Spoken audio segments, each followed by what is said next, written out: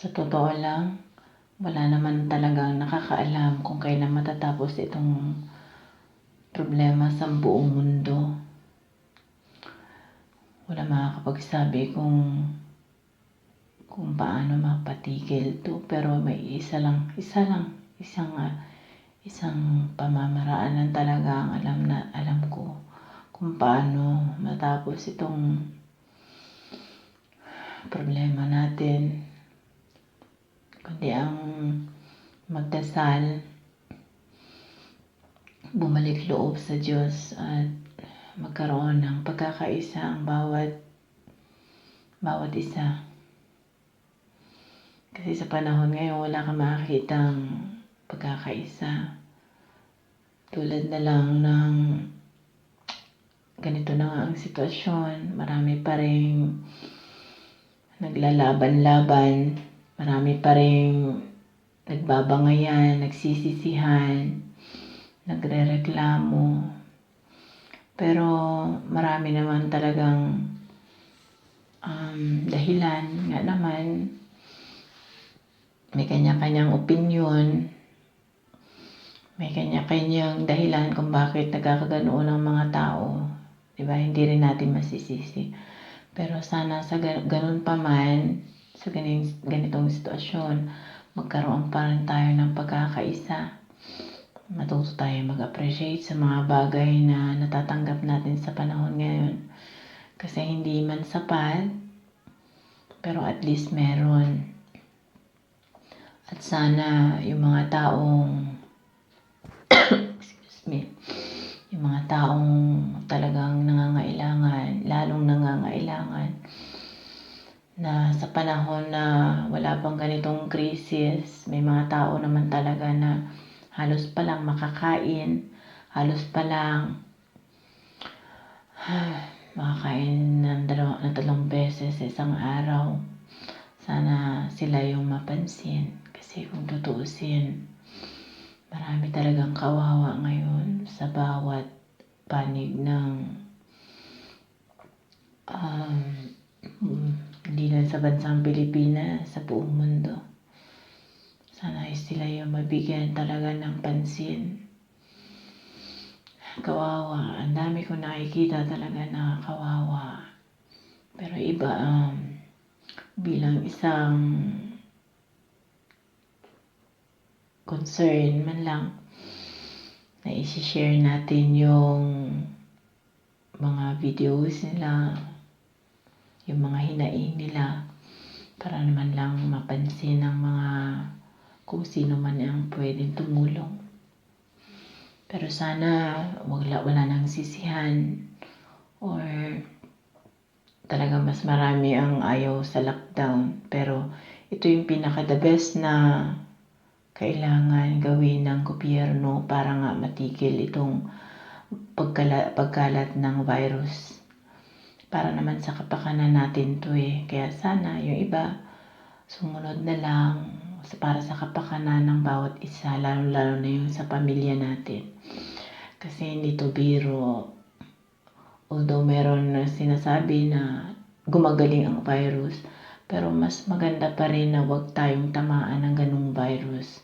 Kasi problema ng isa, problema ng lahat. Problema ng buong pamilya, di ba? Hindi lang buong pamilya, kundi ng buong sambayanan. Lalo na sa ating bansang Pilipinas.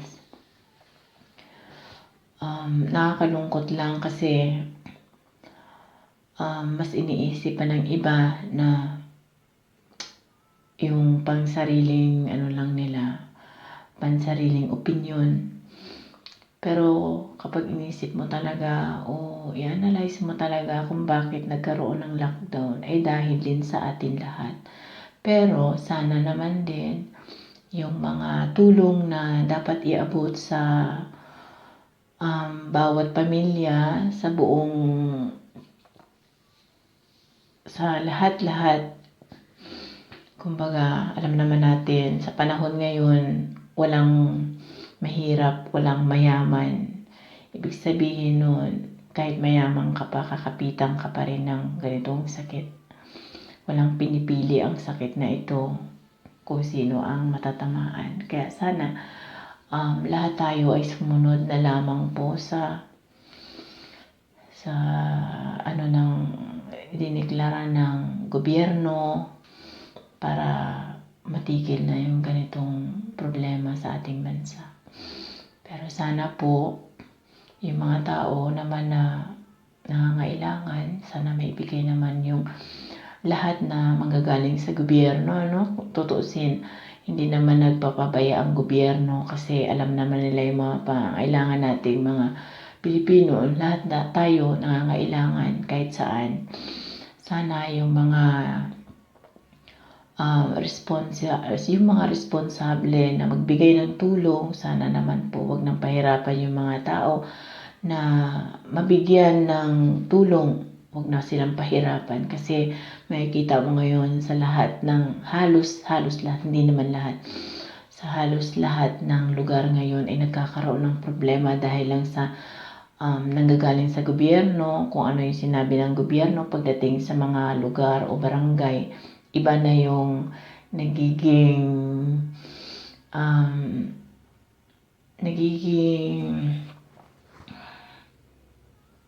ano ba tawag dito? Hindi ko masabi.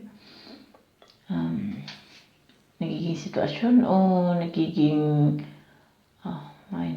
hindi ko maalala. Basta kung ano yung sinabi sa gobyerno, iba ang dumarating sa barangay. Tulad na lang na sabi ng gobyerno, lahat na pamilya mabigyan kasi wala namang pipiliin kasi nga lahat naman tayo walang trabaho. Kahit nga dito sa abroad, halos lahat walang trabaho, maliban na lang sa mga nagtatrabaho talaga sa bahay.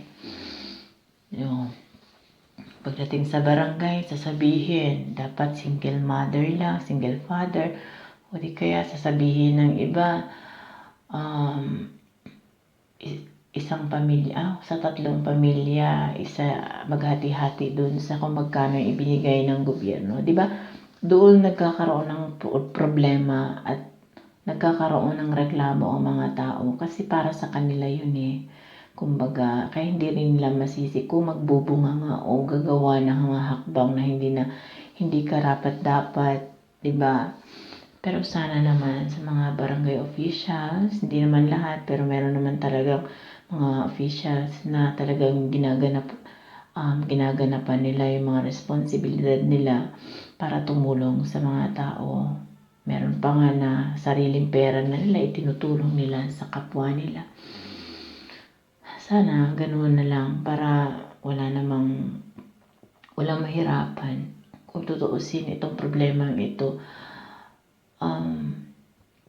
napakasimpleng gawa ng paraan kung lahat ng mga tulong ay iniabot sa mga tao. Paano naman yung mga hindi nakikita, hindi napapansin? May napapansin nga yung sobrang hirap ng tao, pero pahirapan pa nila pagdating sa tulong.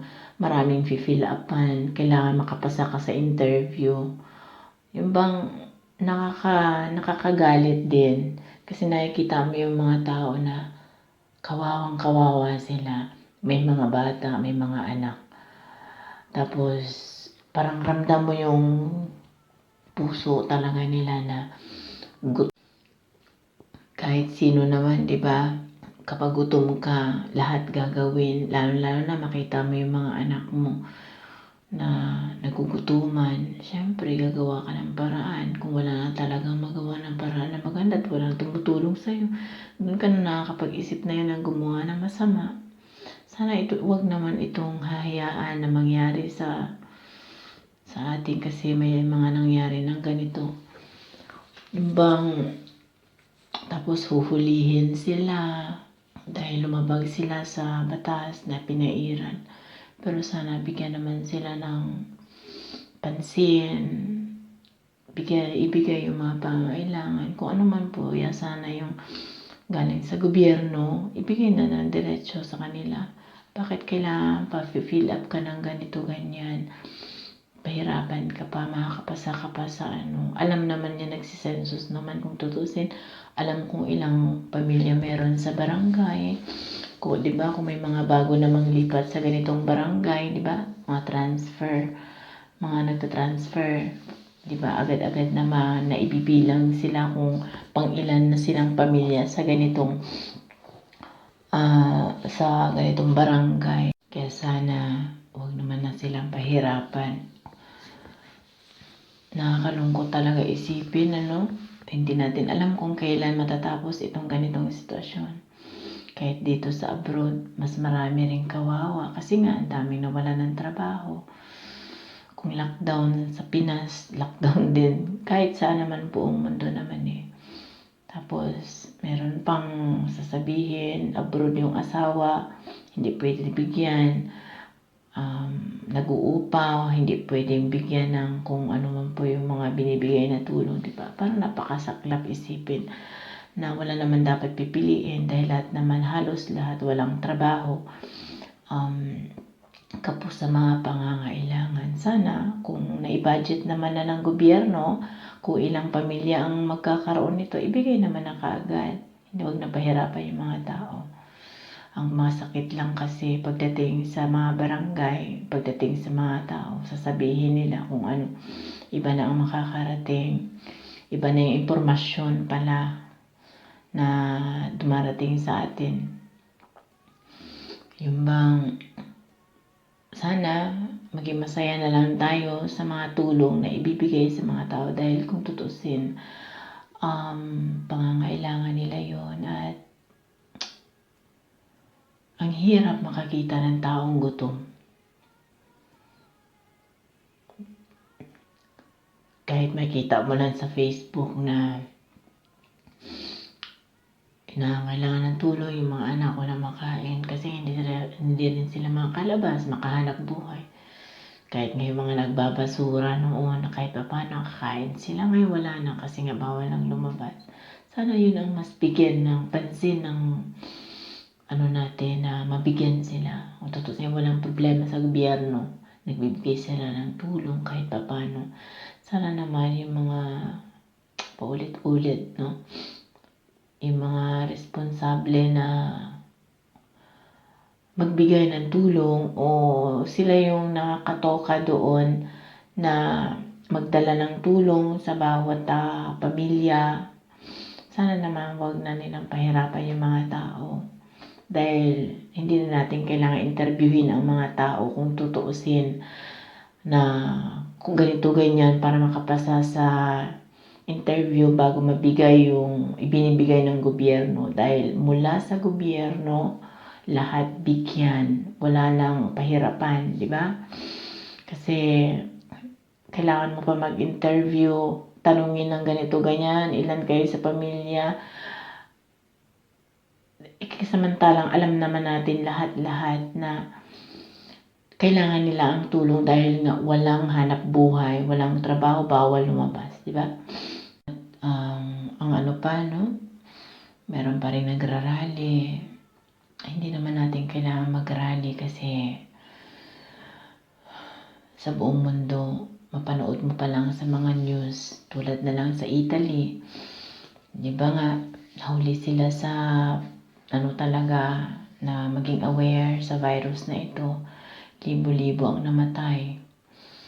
Kaya ang pinaka-the best talaga na paraan, lockdown, walang lumabas. Kasi nga ang bilis makahawa. Pero bakit marami pa rin talaga hindi nakakaintindi, daming nagrarally pa na against sa pagiging lockdown. Unahin muna natin sana yung kapakanan natin, kapakanan ng pamilya.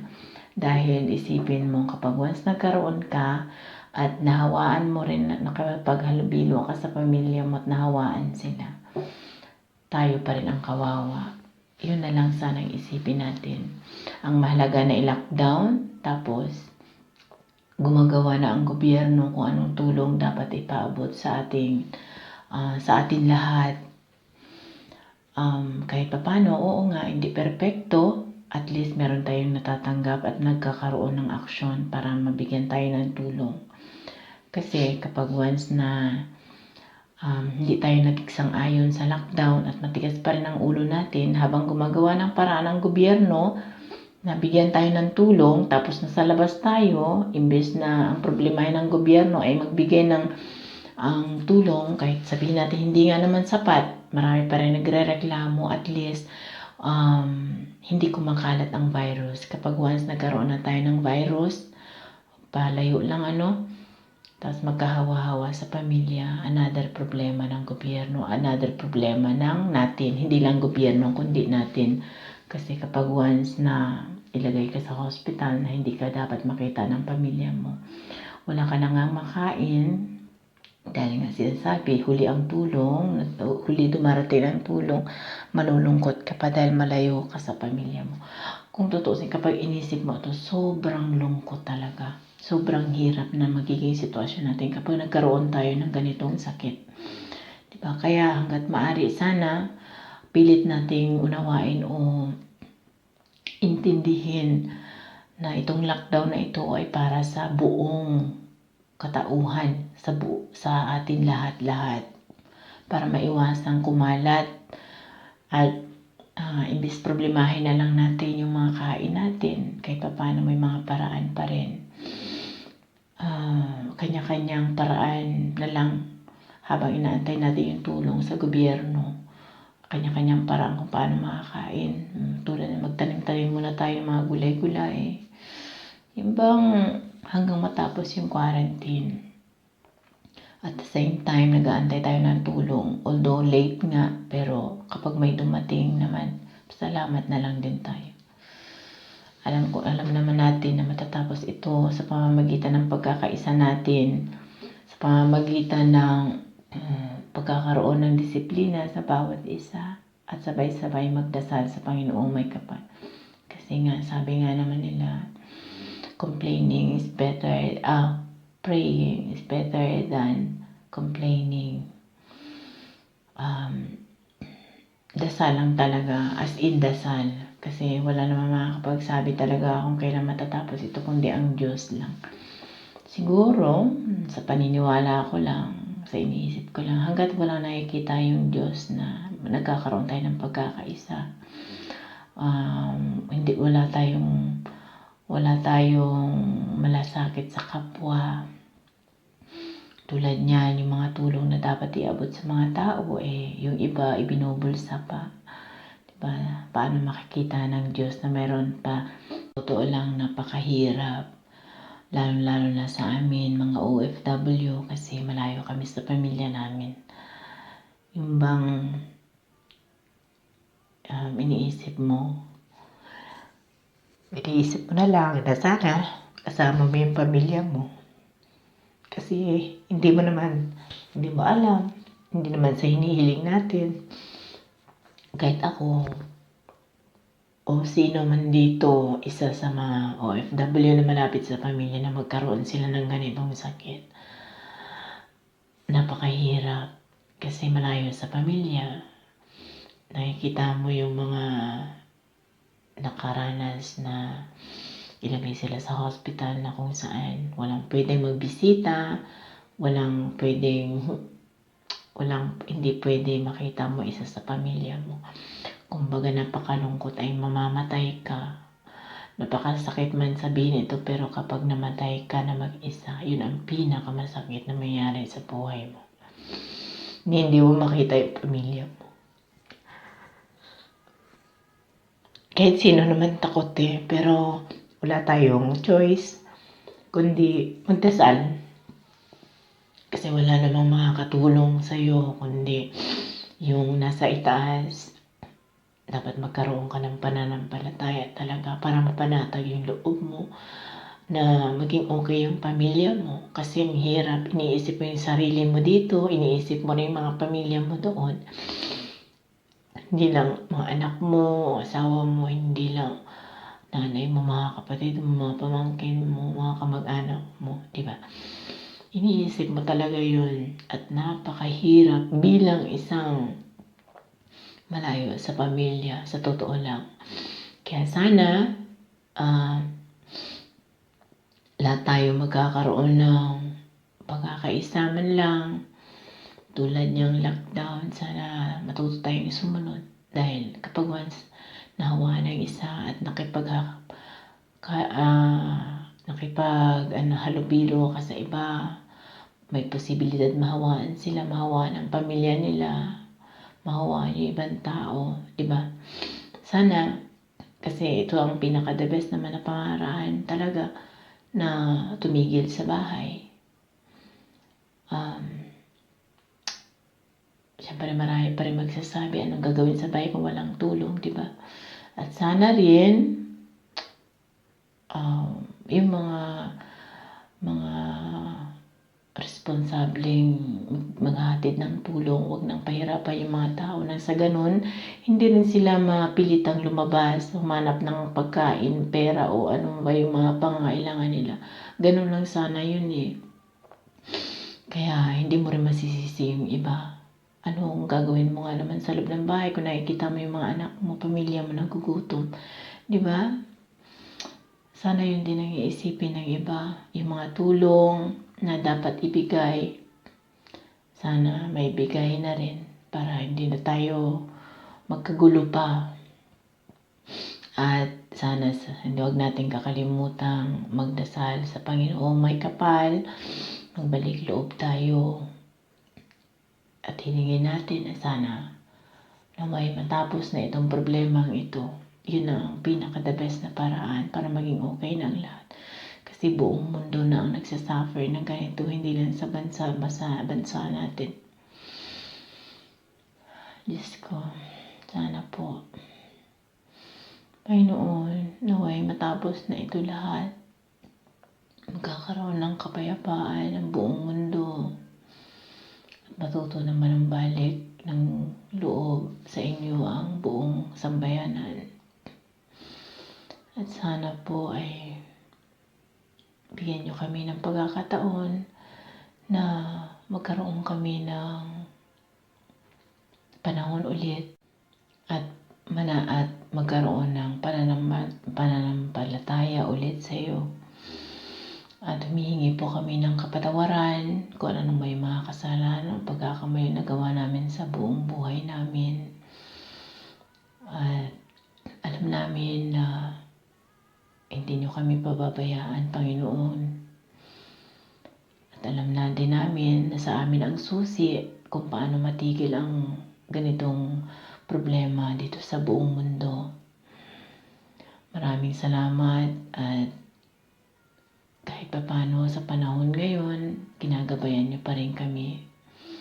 Naway haplusin ninyo ang puso't isipan ng buong sambayanan na manumbalik muli at magkaroon ng pagkakaisa at magkakaroon na ng pagmamahal at malasakit sa kapwa-tao. Kayo na po bahala sa amin, Panginoon. Kung ano man po yung mga kailangan namin gawin, naway ituro nyo kami sa tamang daan.